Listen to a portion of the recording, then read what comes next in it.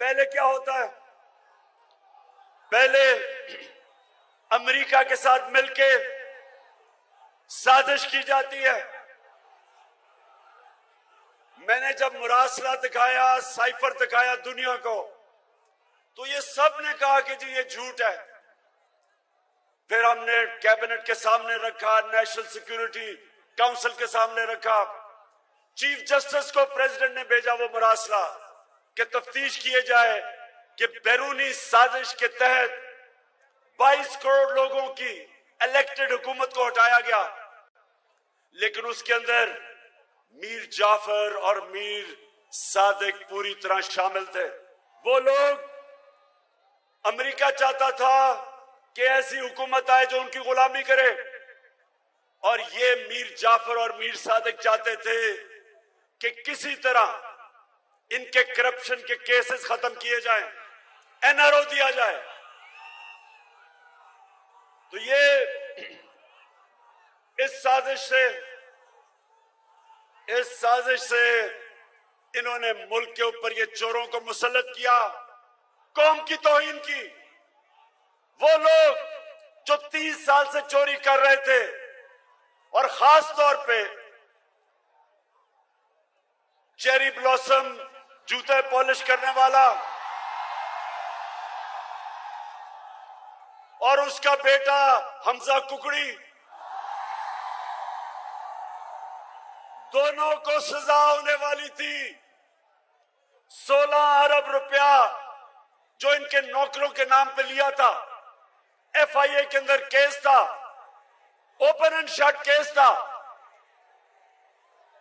इन्होंने साजिश करके हमारे ऊपर मुसल्लत हुए, और आते साथ क्या किया, महंगाई रोकी। बताए महंगाई रोकी, महंगाई आसमानों पे। माइशत को, क्या ये माइशत संभाल सके? क्या ये संभाल सके? हमें कहते थे जी ओ शहबाज शरीफ लाहौर स्पीड यानी पंजाब स्पीड, जो पंजाब स्पीड थी, जब ये प्राइम मिनिस्टर बना तो उसी स्पीड से मुल्क की इन्होंने माइशत तबाह की और उसी स्पीड से महंगाई की। आज कम से कम सारी कौम के सामने एक चीज साबित हो गई कि शहबाज शरीफ की जितनी डेवलपमेंट थी वो इश्तिहारों में ही थी, वो कौम के पैसे से इश्तिहारों में थी। अब ये भी पता चल गया कि इनका सिर्फ एक मकसद था, आते साथ ही एनआरओ 2 लिया। और ये जरा सुने, क्योंकि आप बाशऊर लोग हैं, जरा गौर से सुने। इन्होंने जब एनआरओ 2 यानी असेंबली से नैब की अमेंडमेंट्स का बिल पास किया, तो 1100 अरब रुपए जो इस कौम के थे, जो चोरी का पैसा जो नैब केसेस कर रही थी, 1100 अरब रुपए का डाका डाला गया। 1100 अरब रुपए के करप्शन के केस खत्म कर दिए एनआरओ 2 लेके।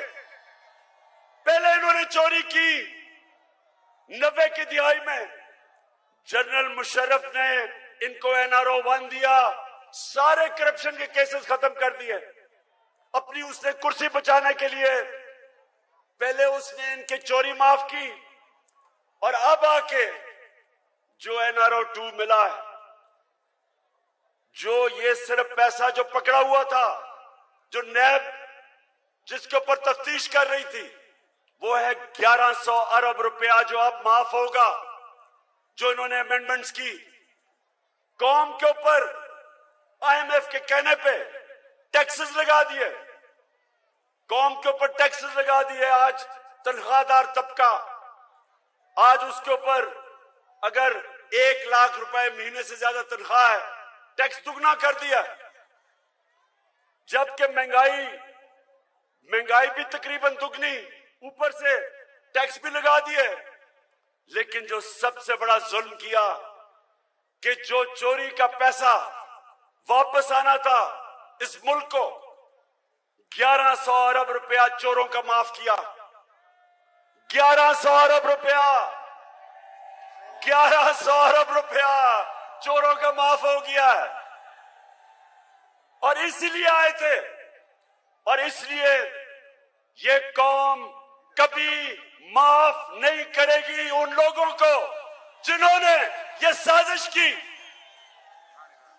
कौम और इस मुल्क की तारीख उन गद्दारों को कभी माफ नहीं करेगी, ना भूलेगी ना माफ करेगी, जिन्होंने इन चोरों को हमारे ऊपर मुसल्लत किया, मुल्क की तौहीन की।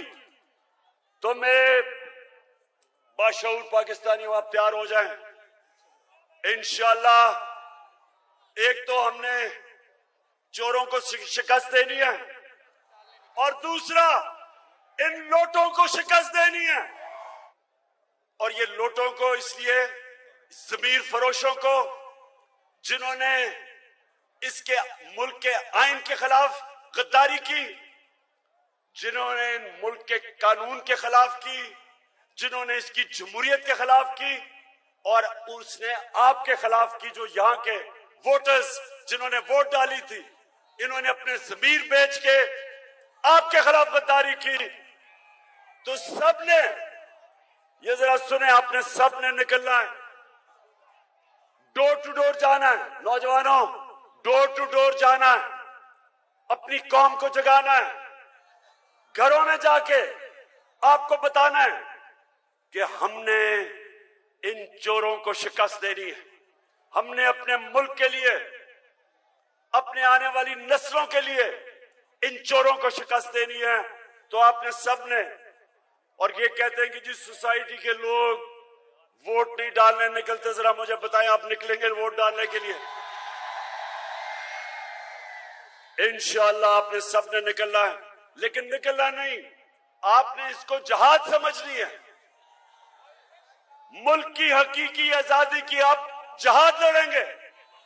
और मुझे पता है कि ये चोर कभी भी, जो जिधर आज पाकिस्तानी कौम खड़ी है, जो भी सर्वे है, गैलप का सर्वे हो, आइरिस का सर्वे हो, सारी कौम आज इन चोरों के खिलाफ है, गद्दारों के खिलाफ है।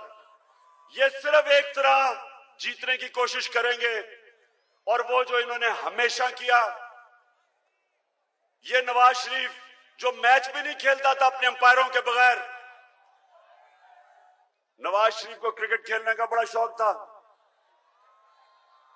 लेकिन वो क्रिकेट भी खेलता था अंपायर अपने खड़े करके। और ये मैं झूठ नहीं बोल रहा, कोई भी जिमखाना में जो क्रिकेट तब खेलता था, सब आपको बताएंगे कि जब मैच खेलने आता था तो 2 अंपायर साथ लेके आता था, आउट भी हो जाता था तो अंपायर नो बॉल कह देता था। अब भी अंपायर साथ मिलाए हुए हैं इसने, अभी भी साथ है इसके अंपायर।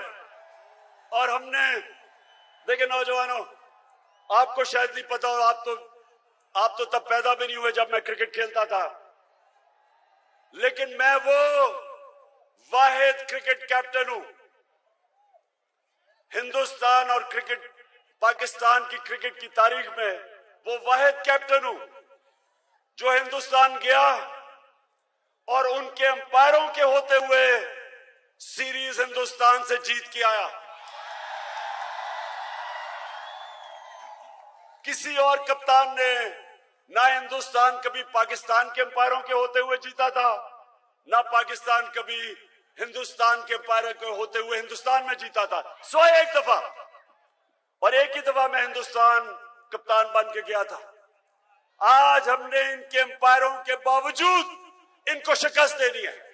एक और वजह है कि इनसे, सुने जरा, सुने, इनसे मैंने 1100 अरब रुपया वापस लेना है। हमने इनको, पहले मुशर्रफ ने इनको एनआरओ दे के अरबों रुपया पाकिस्तान का माफ कर दिया इनको। उसके पास हक ही नहीं था कि वो पाकिस्तान का पैसा, अवाम का पैसा माफ करे। अपना पैसा करता, मुल्क का पैसा कैसे माफ कर सकता था? और अब इन्होंने अपने आप को जो एनआरओ दिया है, अब जो इन्होंने अपने आप को एनआरओ दिया है, 1100 अरब रुपए सिर्फ माफ नहीं किए, इन्होंने खुली छूट दे दी है।